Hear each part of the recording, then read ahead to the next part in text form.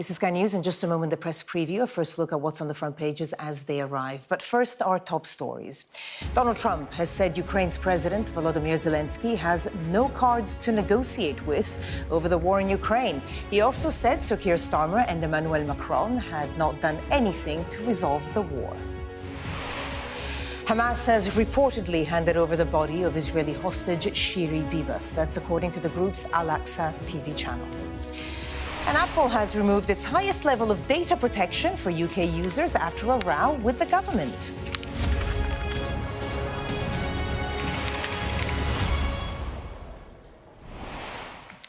Hello there, you're watching the press preview. A first look at what's on the front pages as they arrive. It's time to see what's making the headlines with the political commentator Tim Montgomery and the Guardian columnist Zoe Williams. They'll be with us from now until just before midnight. Always great to have you here. Let's take a quick look now and see what is on some of those front pages. Well, the Telegraph hears that Sir Keir Starmer is expected to break with Donald Trump by authorising a new package of British aid to Ukraine. The Guardian says the Prime Minister will avoid challenging Trump on his criticism of Volodymyr Zelensky to ease tensions with the US and Europe. Meanwhile, the Eye has seen evidence suggesting that drone sightings over 2 RAF bases may be traceable back to the Kremlin. The Financial Times reports on Apple withdrawing its most secure cloud storage services from the UK after the government demanded access to its data. The Times adds to the story in its lead, suggesting that the move may further harm the UK's relationship with President Trump. The Mail says Elton John and Simon Cowell have joined its new campaign to stop AI giants from stealing creative work for free. The Express features a story on the parents of 2 seriously ill children facing uncertainty as the NHS struggles to fund their life-saving therapy for Batten disease, which affects the nervous system. The Mirror reports on how King Charles will lead the nation's tributes on the 80th anniversary of VE Day this year. And having called Donald Trump Vladimir Putin's poodle earlier this week, well, the Star now apologizes to poodles. Yes, it did. And we are joined tonight by Tim Montgomery and Zoe Williams. Thank you so much for being with us. It's been quite the week when it comes to geopolitics. Yeah, a lot of, things upended. Let's look at how the papers are covering, because, of course, in the coming week, we have Keir Starmer and Emmanuel Macron making their way to the US. Let's start with The Guardian. Zoe, if I can start with you here. Starmer seeks to calm Europe's row with Trump. He's trying to play this balance, between Europe and the US. What does this say? Starmer is basically playing a very delicate and I think probably mistaken game, trying to mollify Trump and not rile him. The first paragraph mentions riling him. He's going to go to Washington and just not say anything upsetting. But the truth is, Trump has strategic tantrums to intimidate. So avoiding those isn't in any intelligent man's gift. You can't dodge the anger of a man who uses his anger for attention and dominance. So I think it's a mistake, and I certainly thought that when I heard Foreign Secretary Lisa Nandy, no, not Foreign Secretary, but Lisa Nandy was defending the government's sort of very, very careful line earlier this week. And again, it was this sort of, we're not in the business of ruining democratic ties. We're not in the business of throwing brickbats. And actually, I think Macron's approach, which this piece again references, Macron is going to go and be blunt in Washington, is the right one. And so, forgive me, Tim, let me just stick with this for a second. So what do you think the approach from Keir Starmer should be? Well, I think Keir Starmer should go and say, you may not support Zelensky. You may be trying to negotiate a peace unilaterally with Russia, but that's not where I am, and that's not where Europe is. And furthermore, I think Starmer should take this opportunity to see that the US aren't either in optical or messaging or strategic terms our key ally anymore. They aren't, their interests aren't aligned, their agenda is not aligned, and their behaviour is not aligned. At that point, you have to start looking to where your allies are, and I think it's probably Europe. Tim, is the US no longer an ally? I think it's still an ally, but this has been one... I'm actually exhausted at the end of this week. I found it absolutely gruelling and because you're a Trump supporter. I am a Trump supporter, and I still, on balance, see much merit in him. But he's done this week is we all have different memories of the last few years of war.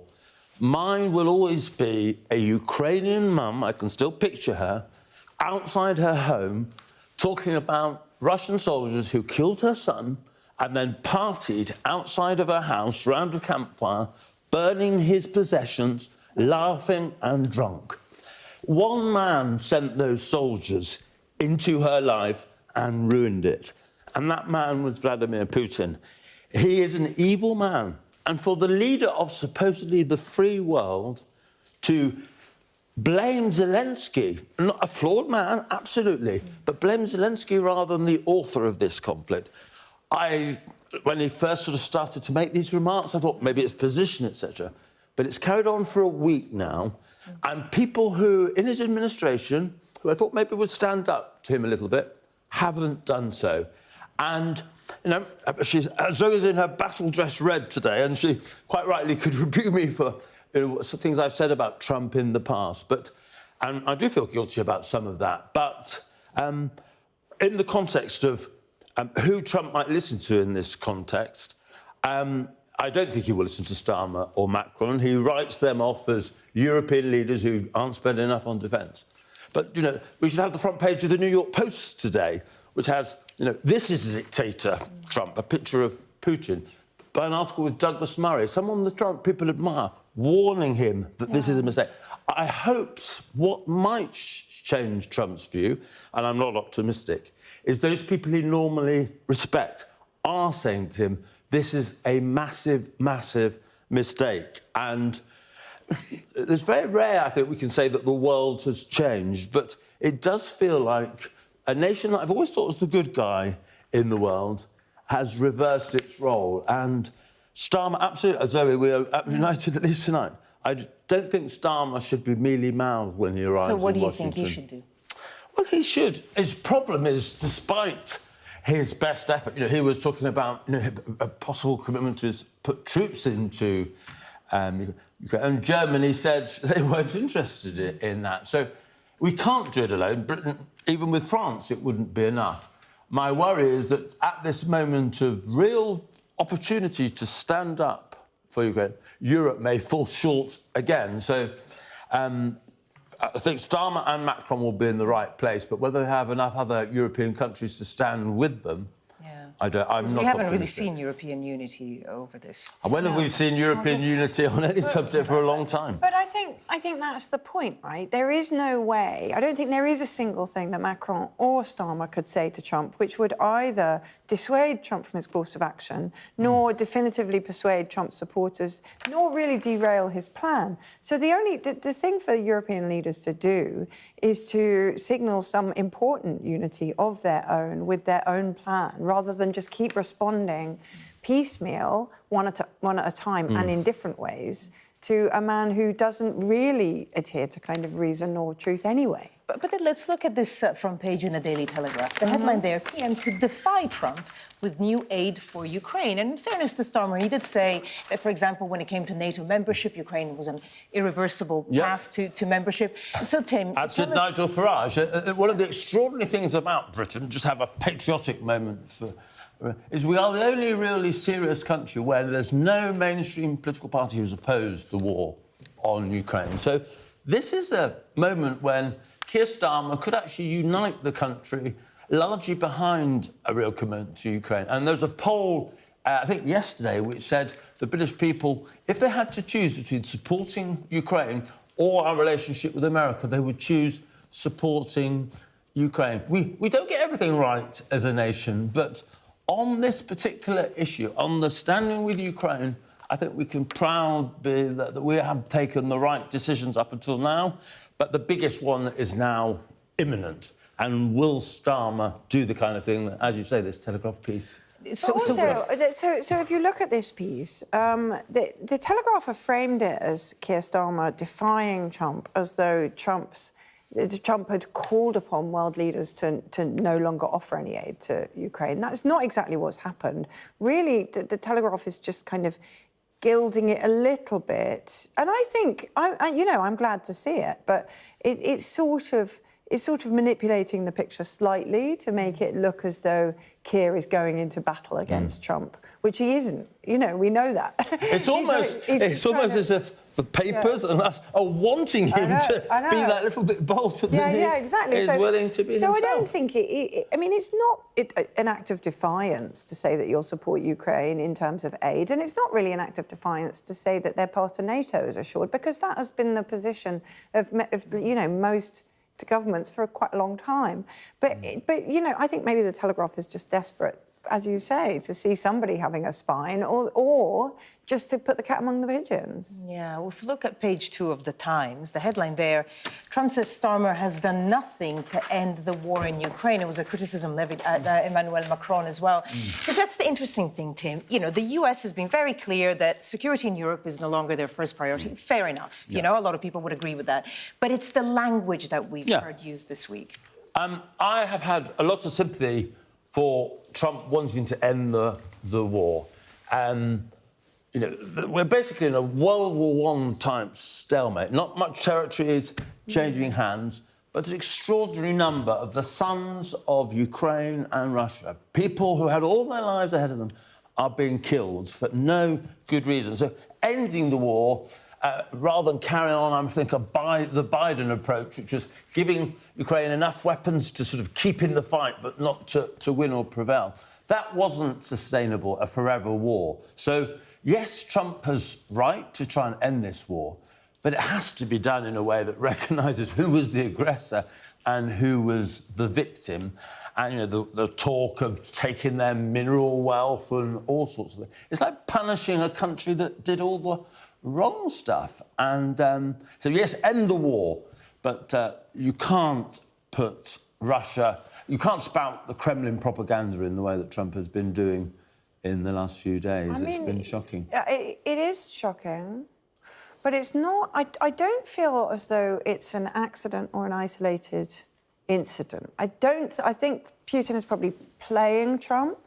I don't think their unity is assured. I don't think this is going to go forward as an axis that we have to, like, refocus on. But I do think this will just be the opening gambit in Trump's destruction, really, of the kind of post-World War world order. And the faster everybody catches up with that, the better, because it's just embarrassing. Yeah, but, I mean, there are some who would argue that what he's doing is maybe distancing Russia from China, Russia from North Korea, Russia from Iran, and so Europe isn't his priority, so he doesn't care so much, but it's more about changing his relationship with Russia. Did you hear about, you know, that conference, the ARC conference? Did you go? No, I didn't go, but yes, I'm very familiar with it. Okay, so this is the kind of alt-right conference. Peter Thiel was there, Farage was there. You know, it's a kind of assorted US, UK, European right wing. And one of the people said the new geopolitical threat isn't China, it isn't Russia, it's actually France. Okay. Yeah, I mean, interesting take. Yeah. I know, right? So, but there are these movements and kind of chatosphere spaces in which all those suspicions of authoritarian regimes have been put to one side in favour of destroying all old forms and institutions of cooperation and peace building. It's not nothing. It's something to worry about. Yeah. Trump has taken some essential and correct positions on Iran, for example. I thought it was right he pulls out of the Iran deal, which I think was enabling Iran to fund its proxies without consequence. I think he's right to say we've been in denial about the nature of China. He was the first sort of American president to say, stop, we can't carry on like this. And perhaps his strategy is to square off Russia so that he can concentrate on the main opponent, which I think is rightly strategic adversary, is China. But it has to be done properly. You can't give the message to China that ultimately Russia won in Ukraine, because that will actually make dealing with China even harder. So even that defence of why Trump might be acting the way doesn't, I think, hold water. We have a minute left. We said that... Talking too much, sorry. Oh, no, well, we have the that Daily was Star totally poodle your story, but I was going to... Let's leave that for later. Let's leave that for later.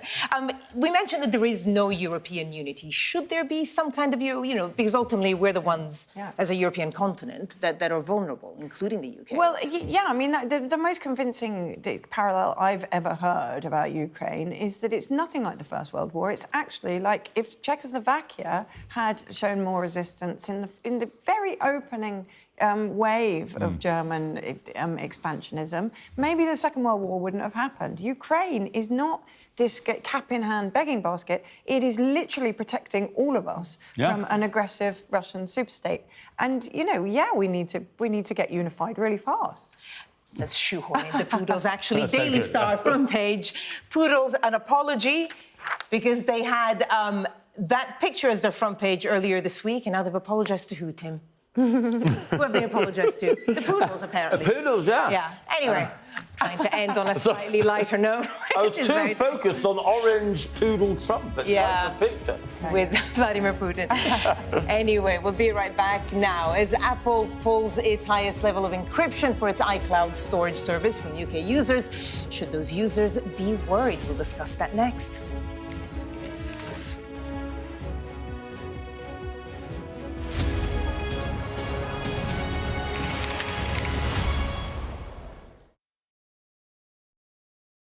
You are on Sky News. Welcome to the BAFTAs. I'm Katie Spencer, Sky's arts and entertainment correspondent, and from the BAFTAs to the Brit Awards, the Oscars to the Olivier's, our entertainment team is here interviewing some of the biggest stars in the world. It just made more sense that 90% of our cast were formerly incarcerated men.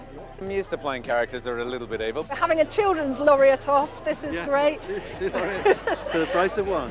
Are you feeling well? I remember covering the Oscars and that now infamous moment, the Will Smith slap. Nobody could quite believe that it happened. There's this illusion of power. I feel like I should say namaste, Brad Pitt. Your Namaste. character, Brad Pitt, is now a prolific producer behind the scenes. It's not a mystery to me. We always were capable of doing this. Oh, they're wonderful children as an audience. Who did that? Sky News. Hello. Maverick here on the red carpet. I'm so excited, Tom Cruise. This is the story of the night. It's the little independent film that could. These actors playing the lead roles were born long after the Sex Pistols broke up. Are you pleased that you did say yes to the job? I've never regretted it. Well, some of the answers we get can be rather unexpected. We aren't afraid to ask the trickier questions others might shy away from.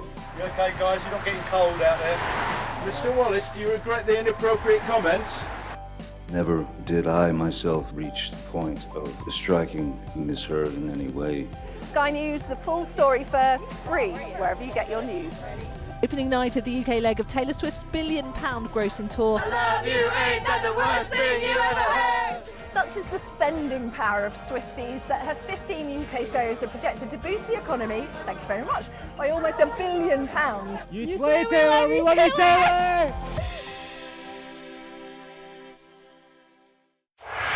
Sunday, the Premier League is exclusively on Peacock.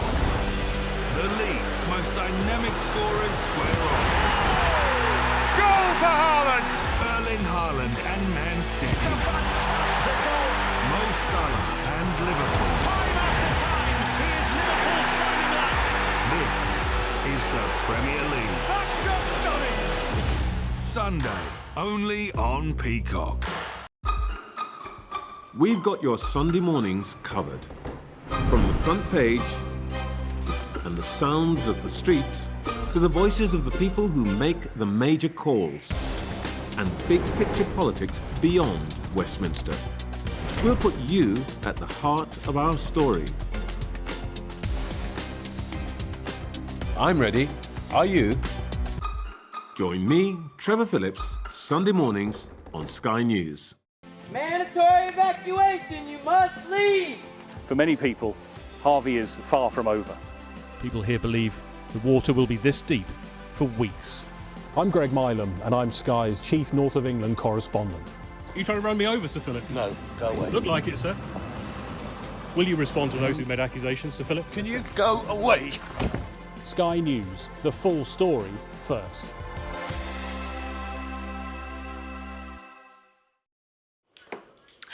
Welcome back. You're watching the press preview with me in the studio, Tim Montgomery and Zoe Williams. Let's go straight to the front page of the Times. And a story that we've been covering here on Sky today. Apple in UK privacy row. Now, it's about the ADP, that's the Advanced Data Protection, the encryption. So if you want to start us on this, that basically the government wanted to access and Apple said no and withdrew the whole thing. Well, yeah, and Apple has, it does seem to have thrown the baby out with the bathwater on this, because the Home Office was demanding access to see encrypted material, and instead of there's a thing that large tech giants can do to cooperate with national governments, and I don't mean there's a single thing, but there is both kind of signalling and a general orientation where they'll appear before a select committee, respond to a select committee, work constructively, or they can do this and just pull the whole thing, or they can just say no and not appear. And it does feel very much, although I wouldn't want to be sued by Apple, but it does feel very much as though they're saying the UK government is not an important player in their landscape anymore. Tim, what do you think? Oh, I'm pretty sure that we shouldn't get our knickers in a twist about this. And actually, Ben Wallace, the former Defence Secretary, on Twitter tonight, has basically said the same. I suspect the British government and most governments have been able to access our phones, usually if they wanted to. Having said that, though, and I'm an Apple customer, they are about one of the worst tech companies in terms of kowtowing to governments. Don't mind them kowtowing to a democratically elected government, but they kowtow to some of the worst governments, including China. So, but this is like the opposite of kowtowing, isn't it? It's basically saying take it up with your own population. None of you can have any protection anymore. The truth is that I never thought that that iCloud was in any way secure ever since that celebrity nude selfie dump. And I actually did a piece once about nude selfies, and everybody. This is taking an unexpected turn. Let's go with it. And everybody who was really into them said the first thing to do is turn iCloud off. And ever since then, I mean, obviously I've taken nothing else from that piece, but I have always thought that iCloud was fatally compromised. Let's move to the Financial Times. There are lots of people who were watching a minute or so ago now, but just suddenly rushing off to change their security. Now, this is restaurants. Tim, tell us what this story is about. Zoe probably should lead on this, but I actually have a lot of sympathy for this. You know, people in restaurants work incredibly hard, and people often just no-show. They book a table, they're expected to be there if they want it, but if they don't turn up, they don't expect there to be consequences. And you know, the wine bar I use in Salisbury, they take a credit card off people, and if people don't turn up, there's a charge. No, but this is different. This is about Instagram influencers, maybe not Instagram, maybe TikTok, just turning up, buying a salad, sitting there for an hour, and then leaving. So now they're doing minimum spends, which I think is completely counter to the spirit of a restaurant. You know, it's that's the whole point. They're businesses. But it is the whole point of British snobbery is that you can manage to convey to people they're doing it wrong just by giving them a dirty look. So to say, as Jim Carner, I think, has said, a £100 minimum for each person. It's sort of against the spirit, but I do totally get it. You cannot have an influencer eating a salad at one of your tables. But what if lots of people then come to the restaurant because they've seen it on Instagram? Well, I don't know whether that's how it works, you know. We need you, Barbara. We need an Italian view on this. Surely I wouldn't take food tips from Instagram, but others might. Anyway. Well, that's well. Anyway, Tim, Zoe, we'll leave it there for now. Stay with us. We'll have lots more in the next hour. Now let's take a look at the weather. The weekend is a tale of two halves, with drier and brighter weather for many on Saturday before a very wet and windy Sunday. It's a frost-free start to Saturday, with cloudy and wet conditions across the East Anglia and the southeast. Drier elsewhere, though, with showers affecting the windy northwest. Scattered showers will continue to affect coasts through the day, but the cloud and rain in the southeast will clear to the east. Otherwise, it's largely fine and mild and not as windy as Friday. Now, the rain will clear the far southeast by early afternoon and leave plenty of sunny spells, but there's a small chance of a heavy shower breaking out in the southwest. Now, Sunday sees a return to wet and windy conditions with blustery showers, longer spells of rain and strong winds throughout. Coming up next on Sky News at 11, no cards to play. Donald Trump piles pressure on Ukraine's president, Volodymyr Zelensky, and criticizes the UK and France for their peace efforts. Weeknights on Sky News. This is your chance. Tell people. Welcome to the Politics Hub. Our police force has apologised. If you want to find out about Grimsby, you come to the docks. I'm live in Jerusalem. Are you not concerned that that could lead to all-out war? Hello there, good evening. There are fears of an upsurge in violence. What's at stake here? You are watching the press preview, a first look at the front pages as they arrive. I saw police being forceful, pushing young men and women to the ground as they made almost 100 arrests. Will the cold affect your voters? Well, we have a lot of tremendous support. Free, wherever you get your news. The people here know that worse storms may well be on their way. I'm Martha Kellner and I'm Sky's US correspondent based here in Los Angeles.